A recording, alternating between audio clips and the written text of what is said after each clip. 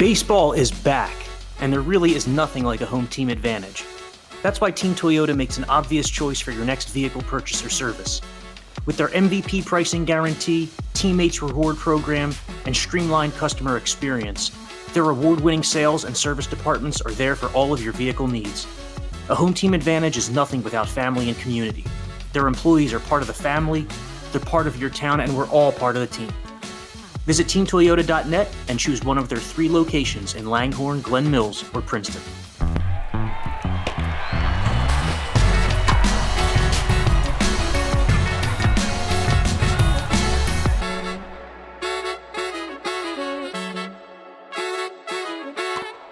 Is going on, baby? What a podcast we have for you today.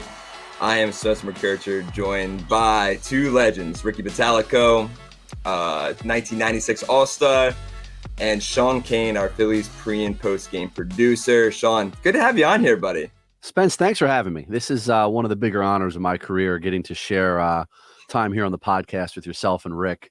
And I'm looking forward to it, talking some Phillies baseball. Best BTIB, best team in baseball? That's exactly right. All right. The Phillies sit 29-13 as we record this on Tuesday morning before their 1 o'clock game with the Mets. Ricky, how's it going? How we feeling? Coming off a big win on Monday night, come from behind, inspiring win. The shorthanded Phillies, no Trey Turner, no JT Realmuto, no Kyle Schwarber in the lineup. And this team somehow has the fight and the will to come all the way back from 4-2 in the 9th inning to come back and beat the Mets 5-4-10 on Monday. I think the best part about their team right now is the depth. I mean, think about this for a second. You're without Schwarber. You were without JT Realmuto. Trey Turner's out for a while, and you really haven't missed a beat since Trey Turner went down. And I mean, you got to start giving credit where credit is due. And the bottom of the lineup has kind of done some damage here lately. I mean, Rojas has been swinging the bat all right. You look at Sosa. Sosa's doing a lot of damage down at the bottom. And I think the main guy who's really starting to turn it up a notch is Bryson Stott. I mean, you look at what he's doing right now. He looks like he's getting into that mode where he was last year. I think first and foremost, when you think of Bryson Stott, he's got some power. You don't expect him to be hitting the ball out of the ballpark. Hit a big one against Edwin Diaz to start off the 9th on Monday night. But you know what he's doing right now, he's starting to see the ball a lot better. The ball's getting a lot deeper on him. He's taking his time. And the other thing is he's barreling the baseball. There was a ball down in Miami. They almost hit him in the kneecap. He hits it down the right field line for a triple. This guy's he's starting to take off right now, and it couldn't be at a better time for the Phillies. I mean, you look at last night, and the one that I believe the 1 through 4 hitters on Monday night had 1 hit, and the Phillies still win a ball game. Says a lot for the depth. How about it, Sean? I mean, Stott over the last 7 games batting .435. It's kind of what we expected to see from Bryson Stott this season. What have you seen from him? Obviously, being around the team a lot here. What have you seen from Stott the last few games? Yeah, I've always kind of viewed him as maybe the best pure hitter on the team, and it was kind of out of character for him the first month or so, April of the season, just kind of being in that funk. He dropped them all the way down to 8 in the lineup. But, you know, he's a guy that's going to hit, and he's shown he's going to hit. And Ricky kind of talked about just his approach at the plate right now, the big hits he's delivered on this road trip alone Monday night down in Miami at a bunch of big hits. And he's another guy. And Ricky mentioned the depth of the lineup. One thing that really impresses me about this lineup is the versatility. And Stott is one of those guys. Obviously, he's playing second last year, started this year. He's going to play shortstop today, Tuesday in New York. He's played shortstop, with Trey Turner out here and there, especially against right-handed pitching. Whit Merrifield, outfield, he can play second. He's played third. Alec Boehm slid over to first base when Harper DH'd Sunday in Miami. Brandon Marsh has played all 3 outfield spots, played right field Monday night. And Mundo Sosa, you can move him around. And Rob Thompson's talked about the versatility. I think there was a game Sunday, the extra inning game Sunday in Miami. They came out for the 10th inning, and all 4 of their infielders were at new spots. Boehm had slid back. Cody Clemens came into the game to play first. Boehm moved to third. Stott moved over to short, and Merrifield moved from third to second, which is crazy. That's like a little league game, just moving people around. But to have that versatility and the front office to kind of give Rob Thompson those options, I think that's kind of paid dividends for them recently here. It really has. And I think they were talking about it last night. Rob said that he was just he's awfully proud of this team for showing their resilience. You have all these guys. JT Realmuto was the last and only player not using that game last night on the bench. And the fact that they came out, still showed their fight. Cody Clemens, Whit Merrifield, Edmundo Sosa, who I feel like Edmundo and the opportunity that he's gotten has been tearing the face off the ball here lately. Ricky, what have you seen from Edmundo defensively? He's made a few plays here and there, maybe like a few mistakes as well, but at the plate, he's been tearing the cover off the ball. Well, the thing that you got to understand, he's a part-time player. I mean, any way you slice him up, he's going to be a part-time player, and you don't want to overexpose him. You start overexposing those guys, that's when you get into trouble. I think Rob Thompson is really keeping that in the back of his mind. Edmundo Sosa, I mean, I've always looked at this guy as he's that guy that could come up with a huge hit in a ball game. And how do you do that coming off the bench? Well, there's no fear. I mean, this is a guy that has no fear to play any position. He's got no fear when he's up at the plate in a high leverage situation late in the game. These guys don't fall off of trees. I mean, these guys are looked for at the major league level. And to find a guy like him that could play multiple positions, that could like literally come up in a big spot and come up big for you. I mean, you don't expect him to hit home runs, but he's a gap to gap type guy that could come up with a big hit late in the game. That's a mindset. That's not about anything else. It's just a mindset of don't be nervous in tight situations and go up there and just play the game like you know how. That's what comes to mind when I think of Edmundo Sosa. He just goes out there and has fun and plays the game to his abilities. And I mean, yeah, you play him as much as you can right now, but I think Rob's got to be very, very careful. It happened to Whit Merrifield last year. If you remember, Whit Merrifield was batting over 300, and all of a sudden the end of the season came and it was like skiing downhill and he couldn't stop it. So I think I think I would put Sosa in that type of boat where you got to keep him to a certain amount of at bats and don't go over that. I agree. Yeah. And then I think, like you said, he takes every at bat and every opportunity that he can. And I feel like he also brings that energy, right? We've seen his celebrations on second and third after some doubles and triples. It's good to see. Sean, let's just wrap up Monday's win real quick. What was the perspective from you? Give the listener just being down, down there in the studio and down there in the compound, as this comeback was kind of unraveling, and you're thinking, what's happening here? Sure. So, yeah, well, the way it works, we'll watch the game together. Myself, Ricky, and Michael was our host last night. I know you were here as well. So we'll watch the game in the newsroom. But once it gets to the bottom eighth, top nine, I head downstairs to our control room just to get in place, make sure the rundown's good, make sure everything is good to go with the director down there and everything else. So you go down last night. It's a 4-2 game. Edwin Diaz, they're playing the song coming into the game, and you're figuring, all right, probably not going to win this one. And then Stott hits the home run, and it's okay. But it's still, all right, well, it's 4-3 now. But then things start, getting a little weird, as you like to say. Cody Clemens comes in, pinch hit, gets on base, and then things kind of start going from there. Schwarber eventually gets up to the plate. The Whit Merrifield check swing that wasn't.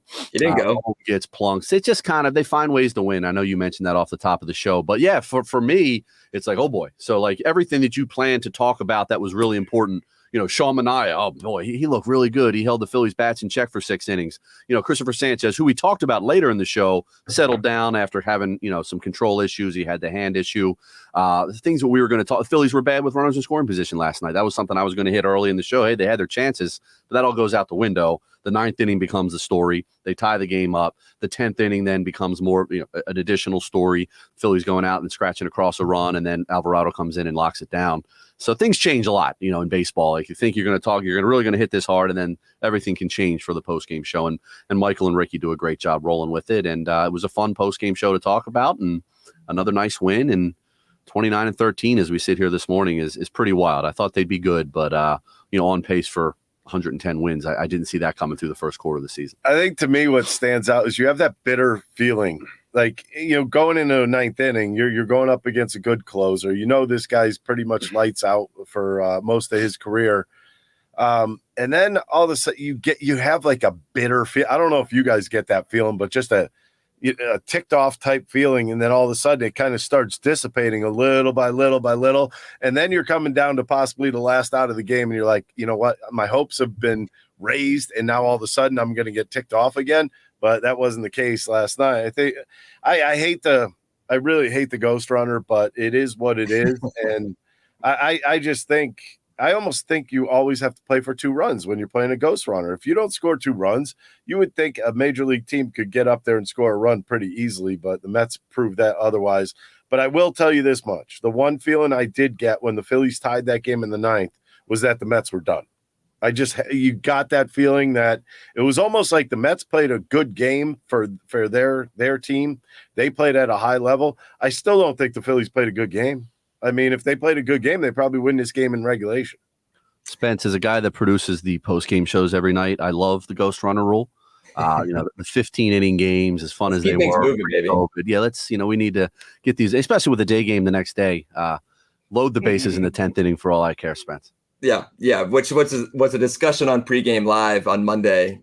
Which Ricky, let's get your opinion real quick.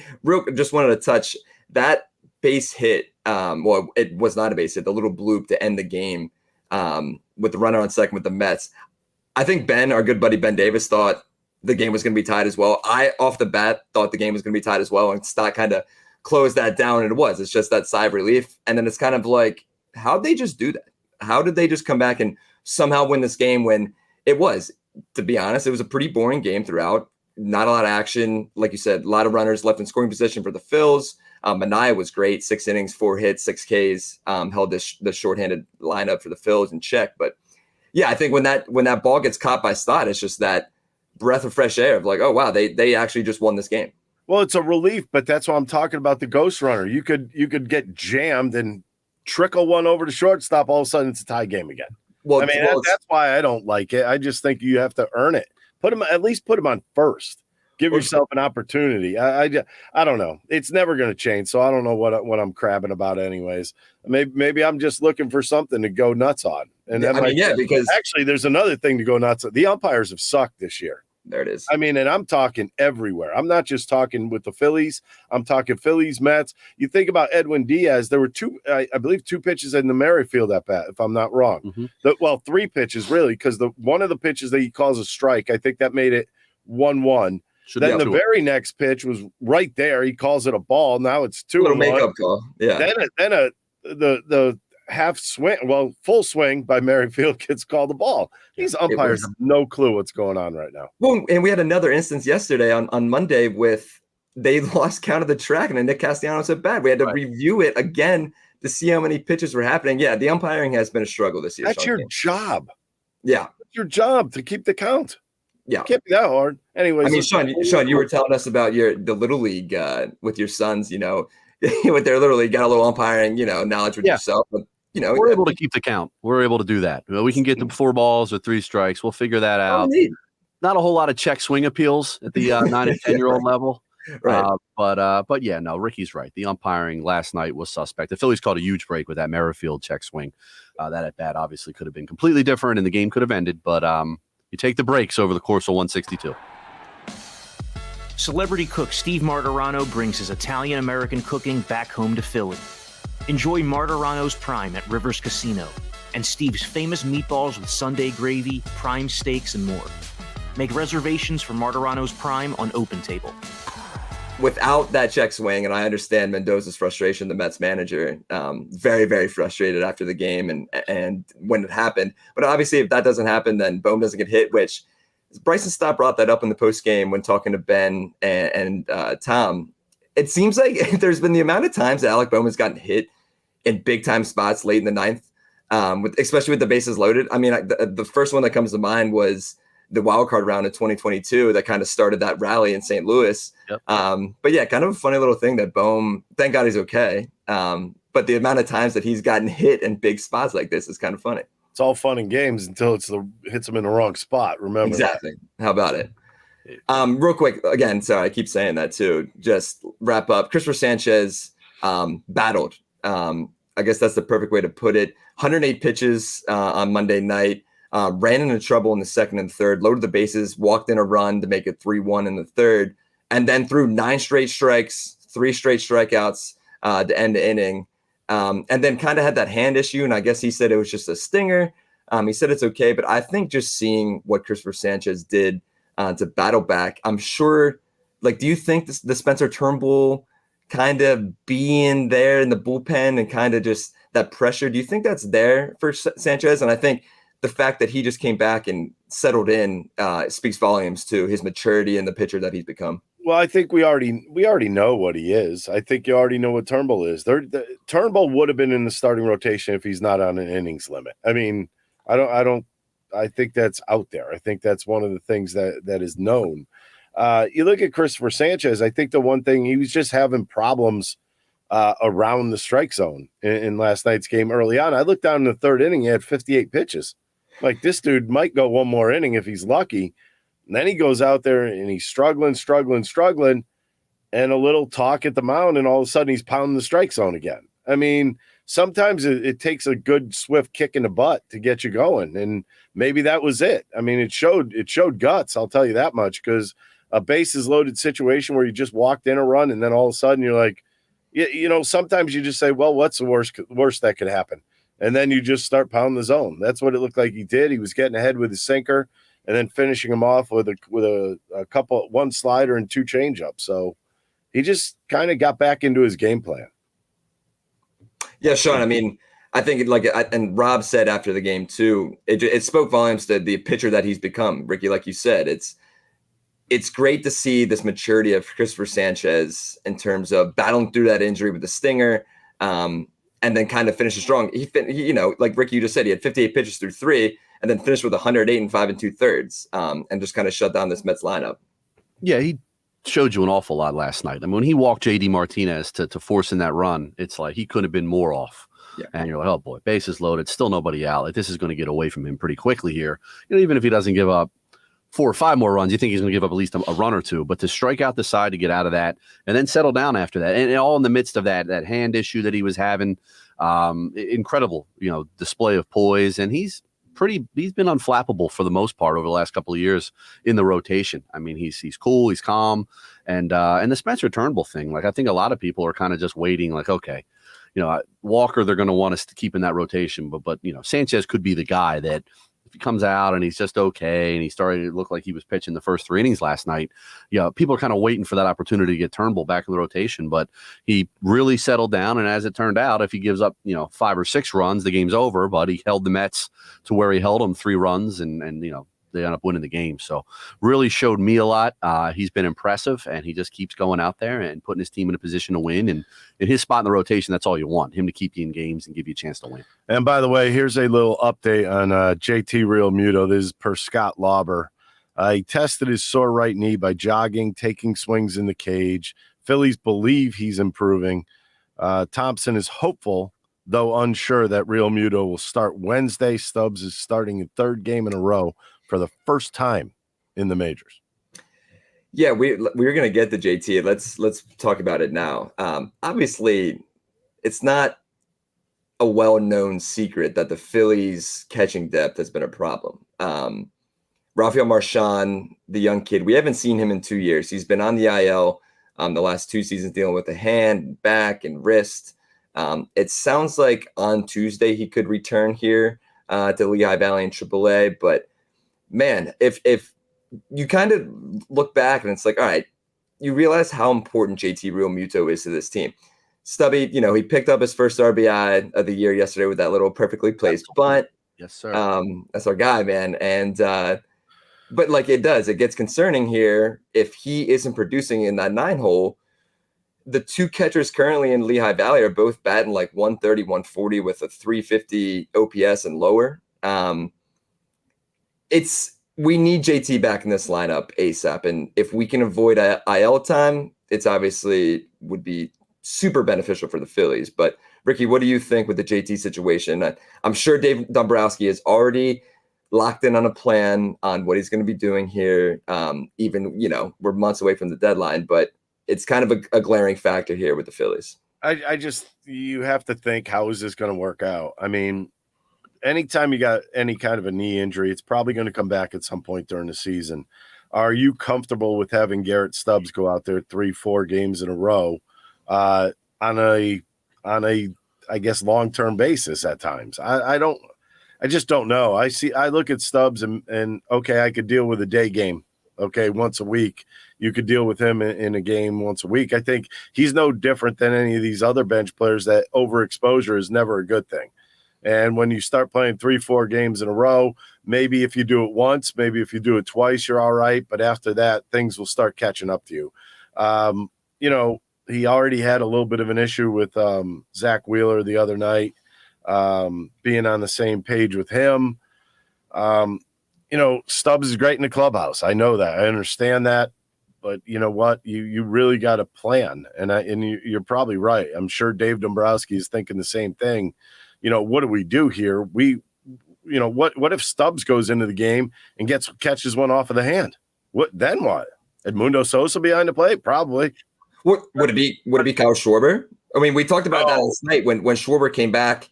Obviously, if Kyle Schwarber didn't have the back issue, he came in and pitch hit in the ninth, took a swing that seemed like the back is fine, and obviously he's in the lineup on Tuesday now. But our thoughts were like, okay, if you don't trust Stubby here in the ninth, I don't know, you pinch hit with Schwarber instead of with Pache, and then is Kyle Schwarber catching?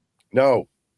With his knees? Yeah, No. I think with the back, obviously, and the knees that he's dealt with the last, and he's just too valuable as a hitter. I don't think you want to. Yeah, I think it would be Sosa.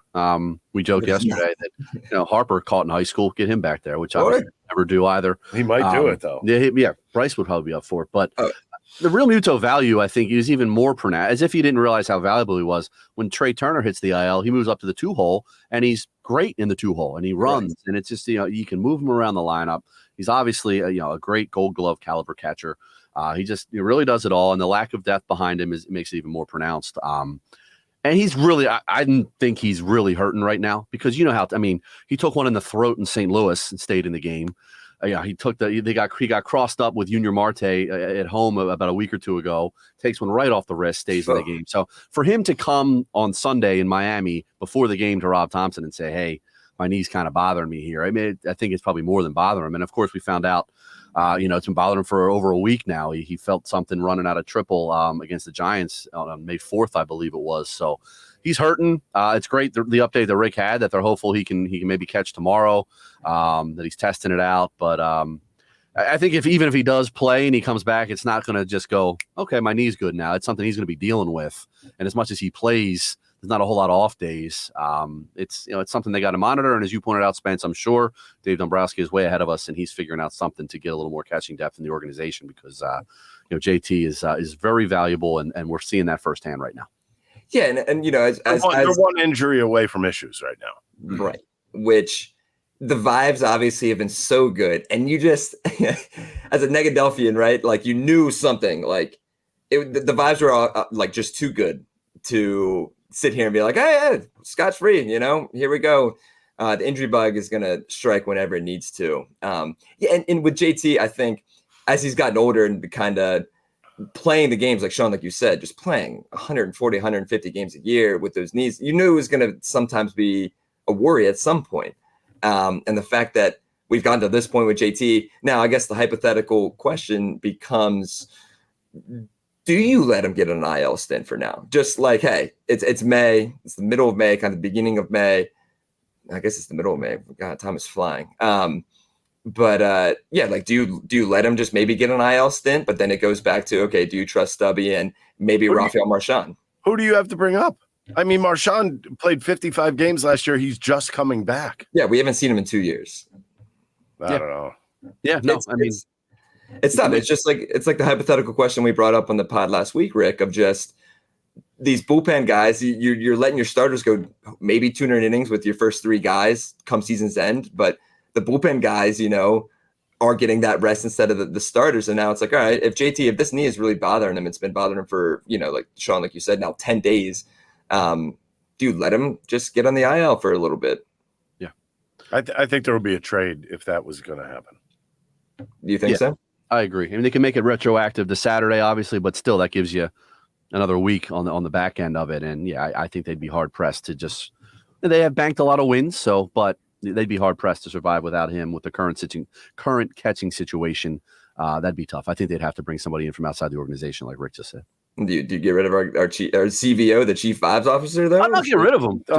Bring somebody in addition to him that can split the load. You would need somebody else. You can't just bring up Marchand. He just came back. I don't know how that would work. Yeah. Are you the CVO here? I think you're like the CVO of our place. Am I? Let's go. I think there's some similarities. Let's go. All right. I like that. All right. Garrett's my guy, man. As you guys know, I love that guy, man. And built a little bit of relationship with Garrett over the last 2 years here, so it's been great. But I take that. Thank you, appreciate that. I'd like to thank Michael Barkan's right there with me, and use you guys as well. So yeah, that's true. Barkan, yeah, I think Michael is in the running as well, but I'll give you the nod.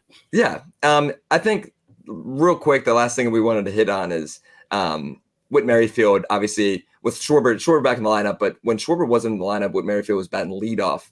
And a lot of guys, like a lot of fans, were just so upset. And, they're tweeting out the NBC Sports Philly account. And it's like, dude, we just run the account, man. We're just tweeting out highlights. We don't decide where Whit bats. But when, say, if this injury bug does stay away, but God forbid if it comes back again, you throw Whit Merrifield in leadoff. I mean, he in 724 games, he batted leadoff, and he's batting .314. So I think Rob kind of saw that, and he, was a long year vet, kind of batting leadoff. But the question becomes, we talked about Stott kind of circling back. The question becomes, do you go Bryson Stott leadoff when some of these guys are in the lineup, or do you stick with Whit Merrifield? I think I would probably stick with Whit right now. And the reason why I say that is Bryson is just getting going. If this was 3 weeks into him hitting the baseball and the new spread out thing again with 2 strikes, if that was a couple weeks in, I think I might make that change. Right now, I think I stick with Whit, see if he can't get things going at the top of the order. Yeah, I've always been traditionally a big Bryson Stott at the top guy, just because he sees a lot of pitches. He's such a good 2-strike hitter. He's not afraid to run deep counts. Schwarber's the same way. Like, Schwarber sees a lot of pitches, but Stott brings the speed and some other intangibles too. But yeah, Ricky makes a good point. Stott's comfortable where he is now. And Merrifield, the first month of the season, I had concerns about with Merrifield because he's on the backside of his career. I was like, he's really not squaring up at many balls. He's kind of a lot of weak contact. But I think you saw him over the last week or so when he's been playing a little more regular, last couple of weeks, really, hitting the ball a little more squarely, and had a weird game Monday night where he just flew out the first handful of times. But I think he's a professional hitter, to use one of our favorite expressions. He's a guy that can hit. He knows how to hit at the top of the lineup. So no, I'm good with that. I think I would agree that if need be, if you need him up towards the top, I'm good with Merrifield. And whether it's leadoff or if you need somebody in the 2-hole, if JT is going to be out or somebody in that 2-hole, they got Castellanos in the 2-hole. I think out of necessity on Tuesday. So they might need to address that 2 spot with Turner and now JT sideline for a little bit. So I'd be good with Merrifield near the top. Love it. All right, well, hey, we got to wrap up. We got pregame here starting shortly. Both of you guys got to get going. Tuesday, 1:00. Today we got Aaron Nola. Ooh, Aaron Nola, 12:30 pregame show. Aaron Nola on the mound at 1, trying to take both games up at Citi Field, and then Ranger will be in front of the home crowd, weather permitting, tomorrow. Love it. Yeah, it's been a lot of fun here. We'll keep the vibes going in the office with everybody. We got Amy Fadul pre and post game today here on Tuesday, and then the Phillies come home Wednesday and Thursday. Doesn't look promising on Wednesday. We might possibly get our first doubleheader of the year on Thursday with rain incoming on all day Wednesday. We will see you guys again hopefully on Friday before the Nationals come to town for a weekend series. This NL East run is huge here for the Phils. If they can just keep winning series, that's going to play out longer in the long run. So for Spencer McKercher, Sean Kane, Rick Bottalico, thank you guys so much for joining. Thank you to Team Toyota as well. We will see you guys on Friday.